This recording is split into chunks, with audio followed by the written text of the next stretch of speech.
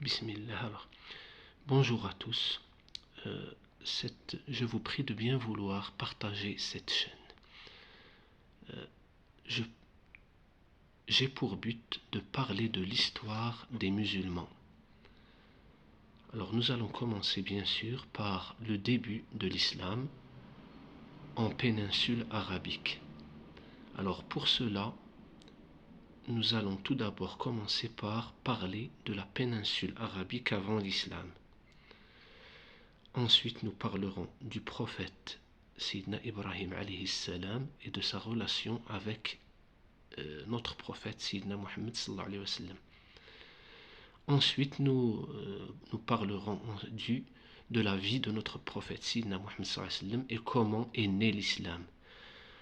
Alors, je prends cette étude au sérieux, c'est pourquoi je commence par citer un hadith de notre prophète Sayyidina Muhammad sallallahu alayhi wa sallam par sa traduction. Notre prophète Sayyidina Muhammad sallallahu alayhi wa sallam a dit: toute entreprise de quelque importance qui n'est pas initiée en invoquant le nom de Dieu est une affaire coupée. Alors je considère cette étude très sérieuse, ainsi que les gens qui accorderont le temps de m'écouter. Le temps et l'intérêt de m'écouter. C'est pourquoi je tiens à initier cette étude par le nom de Dieu. Bismillah ar-Rahman ar-Rahim. اللهم صل على سيدنا محمد على سيدنا محمد كما صليت على سيدنا إبراهيم على سيدنا إبراهيم وبارك على سيدنا محمد على سيدنا محمد كما باركت على سيدنا إبراهيم وعلى آل سيدنا إبراهيم في العالمين إنك حميد مجيد.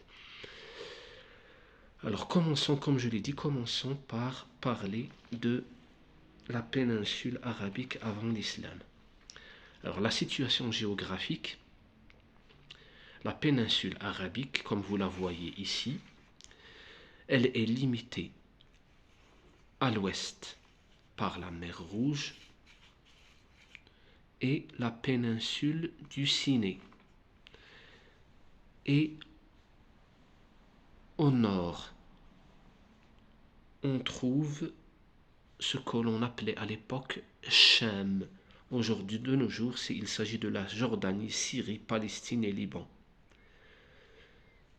Ces régions, à l'époque, étaient sous le contrôle ou l'autorité byzantine.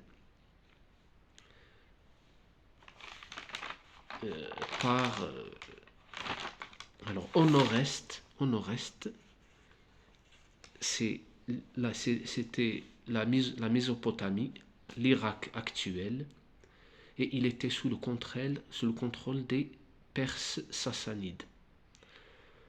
À l'est, c'était le golfe persique ou le golfe arabe. Vers le sud, il y a la mer Arabe et l'océan Indien et le golfe d'Aden.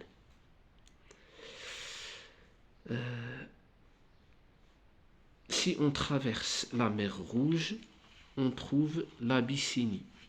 C'est l'Abyssinie. Et l'Égypte, bien sûr, au nord l'Égypte et vers le sud l'Abyssinie. La nature désertique de la péninsule formait un obstacle naturel devant les armées des puissances de l'époque. Les puissances de l'époque n'osaient pas envoyer leurs armées s'aventurer dans des territoires aussi arides et aussi déserts.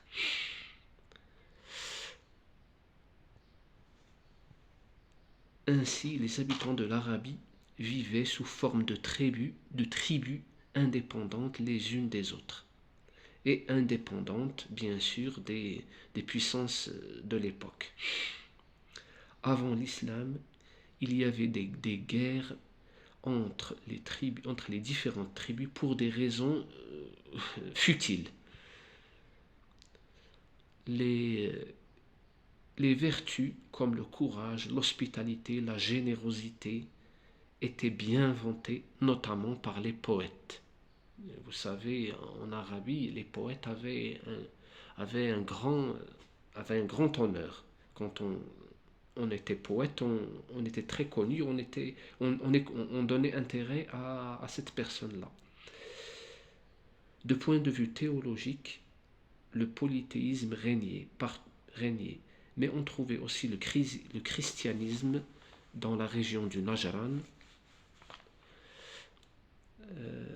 au Yémen, ou l'Arabie heureuse, aussi était, lors de l'influence d'Abyssène. Alors, étaient aussi quelques tribus juives à Yatrib et Khaybar.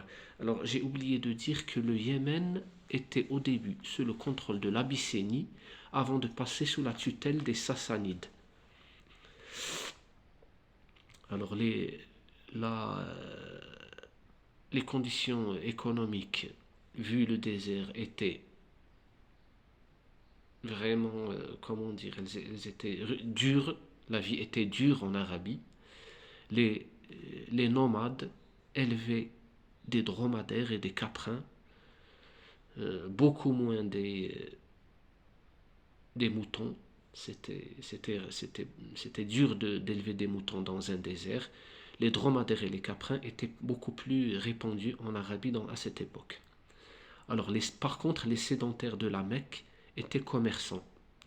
Ils effectuaient 2 voyages annuels.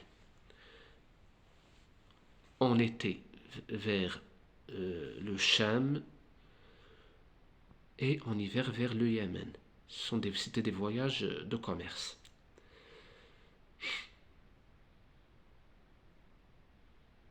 Alors, le nord, l'Arabie pétrée, on appelait cette région-là, l'Arabie pétrée, était sous l'influence des Byzantins qui contrôlaient les Hassanides, rois sous la tutelle des Byzantins. Et les Sassanides, eux, contrôlaient les Lakhmides en Irak, et c'était eux qui contrôlaient vraiment l'Irak. Alors maintenant, je crois que je vais me contenter de cela pour ce jour, et la prochaine vidéo, Inch'Allah, nous la consacrerons à notre prophète Sidna Ibrahim alayhi salatu wassalam et sa relation avec l'islam. Je vous remercie de m'avoir donné l'intérêt d'écouter mes propos. J'espère que vous aimerez le contenu de cette chaîne et que vous la partagerez. Merci à tous.